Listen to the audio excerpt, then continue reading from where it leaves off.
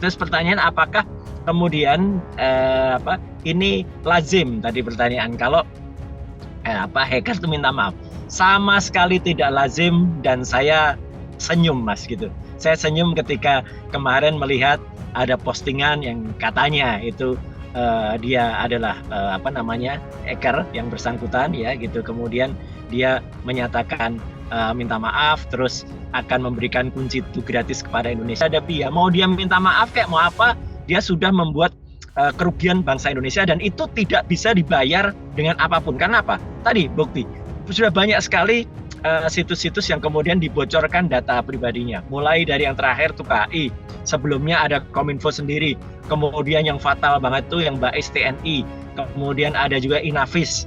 Ya, itu nilainya sangat tak ternilai gitu loh. Jadi kalau kemudian itu sudah bocor dan kemudian sudah sempat ada nama-nama yang beredar, terutama yang Bais TNI, yang kemudian itu sudah ada yang mencocokkan nomor handphonenya, itu rahasia pribadi orang sudah dijual, itu pelanggaran terhadap undang-undang perlindungan data pribadi gitu loh. Jadi artinya itu tidak termaafkan. Nah, kemudian yang selanjutnya yang kita lihat adalah permintaan maafnya ini masih sangat bersayap. Dia kan ada countdown-nya ya. Perhatikan countdown-nya.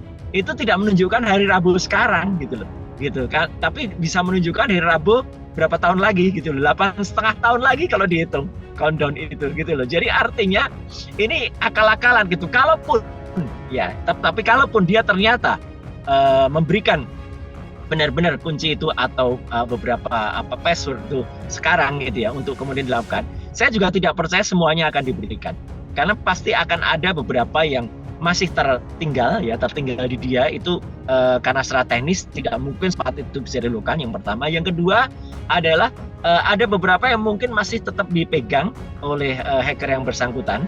Karena apa? Karena mungkin untuk aksi-aksi selanjutnya. Jadi menurut saya ini lucu-lucuan aja nih Mas gitu. Jadi menurut saya ini lebih lucu dari dagelan Sri Mulat ini. Gitu. Artinya enggak lah kalau ada hacker yang minta maaf itu ya. Pemerintah aja gak minta maaf ke rakyat, kok hacker minta maaf, itu kan aneh juga gitu loh. Jadi menurut saya ini dagelan aja Mas. Hacker itu minta maaf. Ya. Enggak ada. Yang namanya hacker minta maaf tuh nggak ada. Mulai dari hacker yang awal ya, hacker terkenal awal banget tuh tahun 79. Itu hacker namanya Kevin Mitnick yang waktu itu dia membobol data Electronic Center DEC, dan dia membobolkan ribuan kartu kredit ya. Dia ditangkap dan dia pun setelah ditangkap pun juga nggak minta maaf gitu loh. Apalagi nggak ditangkap tiba-tiba minta maaf. Ini kan aneh nih, logikanya nggak ada. Gitu. Logikanya hacker minta maaf tuh nggak ada. Kecuali ini hacker-hackeran gitu loh dari Indonesia yang kemudian ngaku-ngaku. Ingat nggak tahun lalu atau 2 tahun yang lalu ada hacker beneran dari Poland yang namanya Bjorka.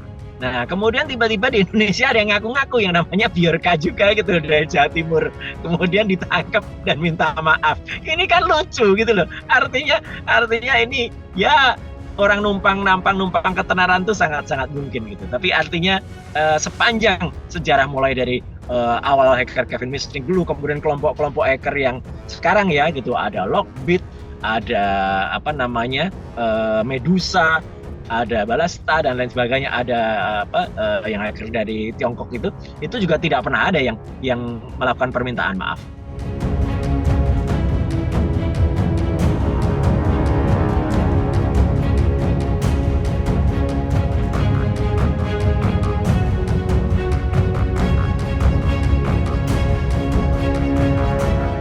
Pertama-tama, saya secara pribadi ingin mengaturkan apresiasi dan salut atas mundurnya Dirjen Aptika di Kementerian Kominfo, yaitu Pak Samuel Abrijani Panggerapan atau yang biasa kita kenal dengan nama Semi. Ya, sikap beliau ini sangat terhormat, ya, sangat kita apresiasi. Pak Semi ini ya selaku Dirjen Aptika ya merasa sangat bertanggung jawab atas bocornya atau bobolnya pusat data nasional sementara yang ada di Surabaya. Itu yang pertama ya. Yang kedua, saya juga ingin menyampaikan ya, hati-hati meskipun kunci ya ESXi atau itu salah satu function di dalam VMware ya atau virtual machineware yang digunakan di server PDNS itu sudah diberikan oleh hacker ya gitu, artinya oleh brainshipper. Tetapi jangan kemudian kita semuanya senang dulu atau kita kemudian langsung mengeksekusi. Jalankan dulu dengan sampel karena dia memberikannya dalam bentuk pad ya gitu. Dan kita juga insya Allah bisa berharap ya, apapun data yang kembali itu memang juga harus diberikan apresiasi juga. Tetapi sekali lagi, ini adalah kegagalan besar pemerintah ya. Itu tidak hanya Dirjen Aptika saja yang bertanggung jawab, tapi level di atasnya, yaitu Menteri Komunikasi dan Informatika, yaitu Budi Ari Setiadi, atau bahkan atasannya.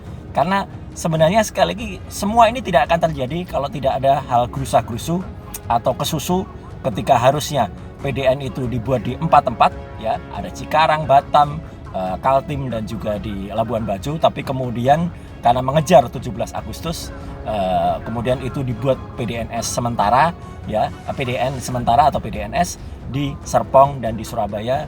Akhirnya apa? Hanya dengan menggunakan security yang sangat sederhana dan itu bobol. Jadi di kesempatan ini sekali lagi saya menyampaikan salut dan apresiasi. Semoga sikap dari Mas Semi ini atau Samuel Abrijani Panggarapan ini bisa menjadi contoh, ya, pejabat-pejabat tidak hanya di levelnya tapi juga di atasnya, ya, dan tidak perlu dia diberhentikan